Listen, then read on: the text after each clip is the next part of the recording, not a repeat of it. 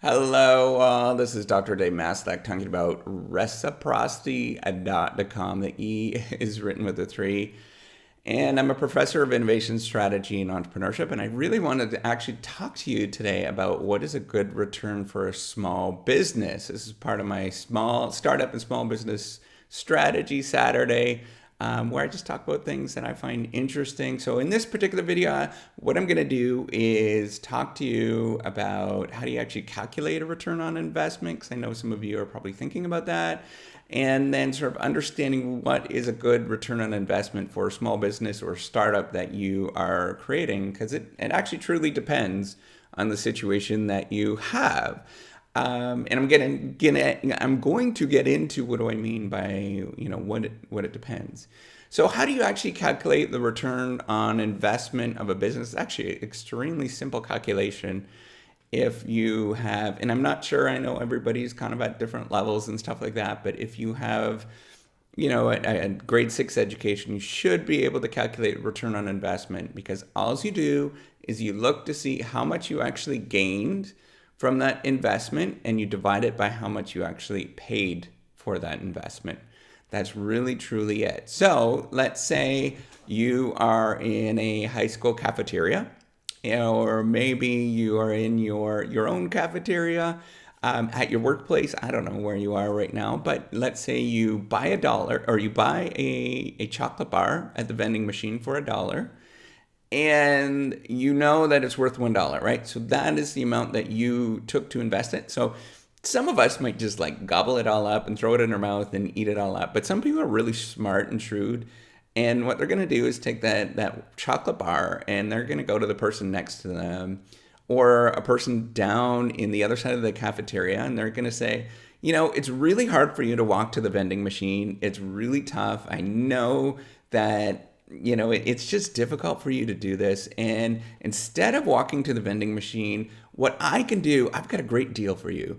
I'm going to sell you this chocolate bar. I've already done this for you. I'm going to sell you this chocolate bar, and I'm going to sell it to you for $1.20, right?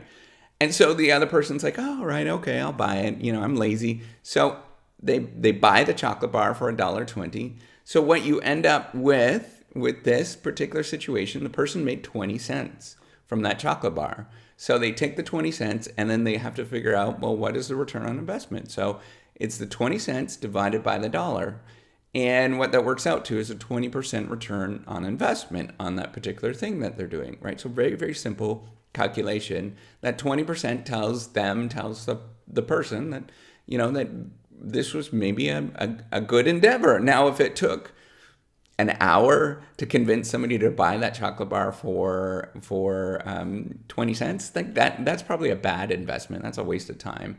But, if it only took, I don't know, if it took 5 seconds to do that, hey, why not, right? You just made 20 cents, which is good, because that person has the $1 plus an extra 20 cents. It's actually a really fantastic return on investment for a couple of seconds worth of time of walking over to a vending machine and actually doing that, right? So anybody should do that. That's actually pretty good.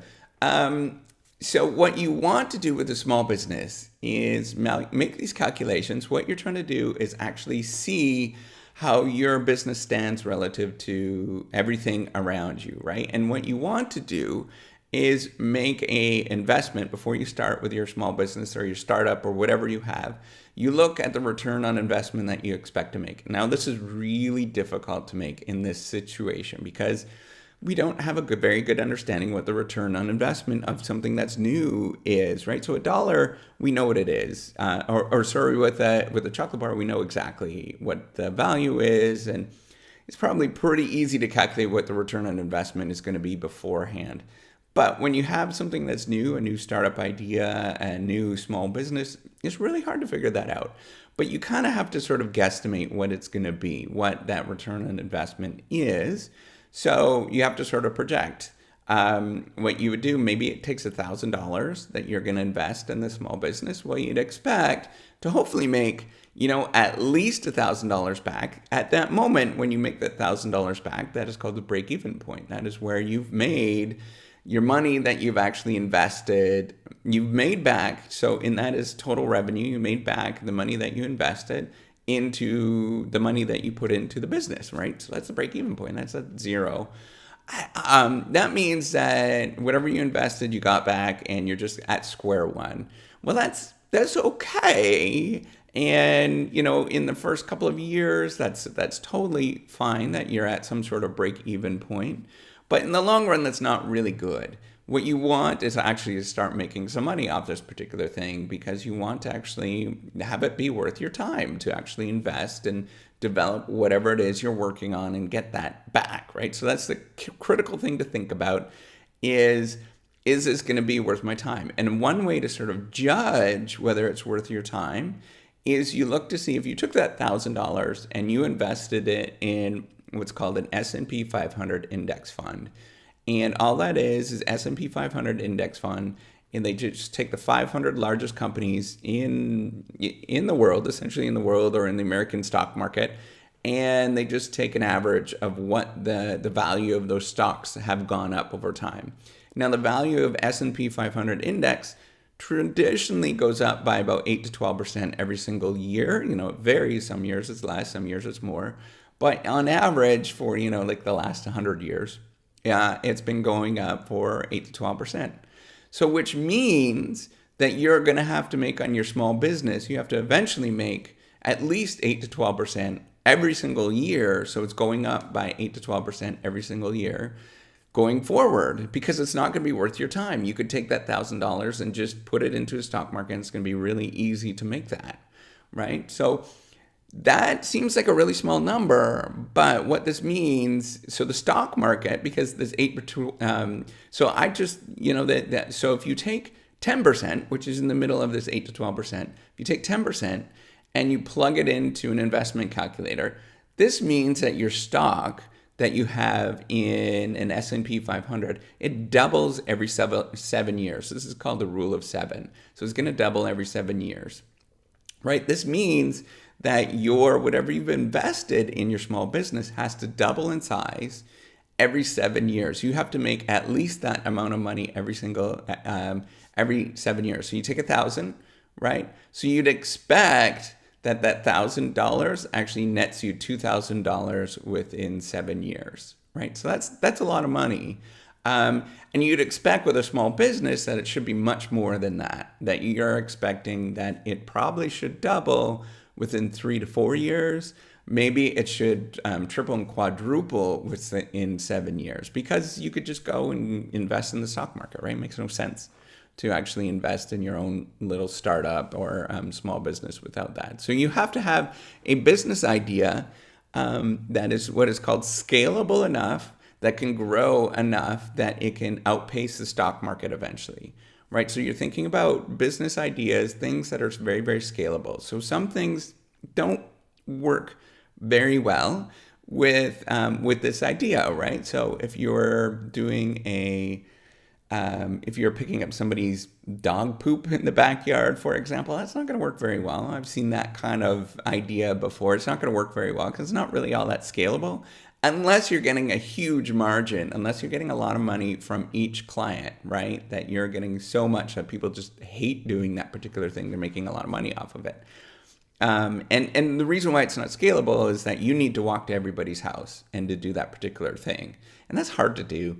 That's just really hard to do. It's labor intensive, and it's not going to work in the long run, right? So you got to look for things that truly are scalable, that are going to grow. Maybe not at the beginning, they're not going to grow very quick, but in the long run, they're going to grow quite quickly. So within the first couple of years, don't expect to make very much. You're very lucky if you make your money back within the first year. That means that things are going very well. Within 2 to 3 years, if you make your money back, things are, that's probably kind of average-ish, right? That you make your money back and you're actually making some money. Within 5 years, you're doing probably at pace, and you're doing quite well if you're making your money back and then some. And you're actually doing something that is very, very good, that is growing very good. Now, we often hear that some of these small businesses and startups just truly take off and they become this big giant thing, and everybody's going crazy. That's because they're highly unusual, and it doesn't work that right way for most people. And what that means is when they're crazy and they're taking off and everything's exploding, people are excited about that, and they're going to want to invest in that because they know that that is something that is resonating with the market, and they're going to want to keep growing. Now, most people, it's just going to be a slow trajectory going up until eventually, at year 10, year 20, whatever it is, maybe it's year 10 that you're just this, you're an overnight success, and everybody's like, oh, I want to invest in you. Well, it doesn't work that way, right? It doesn't get to the point where it just becomes this like big giant thing very, very quickly, and there's a lot of work to actually get to that point. So that's one thing that you have to very, very much consider. The other thing you have to very much consider if you have a small business and startup is that we often get a lot of intrinsic value from a small business and startup outside of the financial value, and that has a lot of value. People in all sorts of careers underpay themselves, or they take huge wage cuts. So, for example, a scientist, they will take a very large pay cut to do what they do because they're very, very talented. A chemist, for example, very, very talented.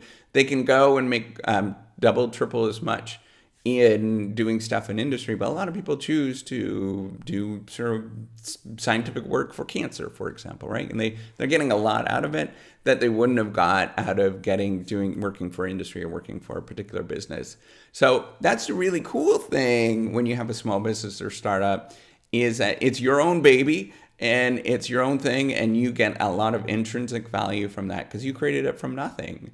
So often what you should do when you create a small business and startup and you want a good return on investment, you look for the things that are going to give you intrinsic value, right? Because there is a moment in time for the first couple of years, you're not going to make very much money traditionally. That's kind of the norm. Just expect it. If you are making, decent cash, know that you're highly unusual, and that's great and fantastic. But so you want to look for the things that are going to give you intrinsic value to get through those moments where it's going to be really tough. So whether it's, maybe you're an artist, for example, and you want to actually become, an artist in the long run, and you love art, like you truly love art, then just do that sort of artistic work. That's really it. If you love dogs and, that you just truly love dogs and that this is your thing, then maybe walk some dogs, and you're not going to make that much money off of it, but you'll figure it out, and you'll figure out how to actually get more money from other people as you go. And that's how sort of businesses typically grow, and that's how you actually get a pretty good return on investment. And you always have to be sort of thinking about how I can get a better return on investment, and you're constantly working with the small business or startup that you have and thinking about how do you actually get a better return on investment, and can you continuously keep working at it, and it does grow, and it will continue to grow. So if you like this video, make sure you give me a thumbs up as well as do subscribe. I appreciate it. Thank you so much. I appreciate everything that you're doing and following along. Take care and have a wonderful day. Bye.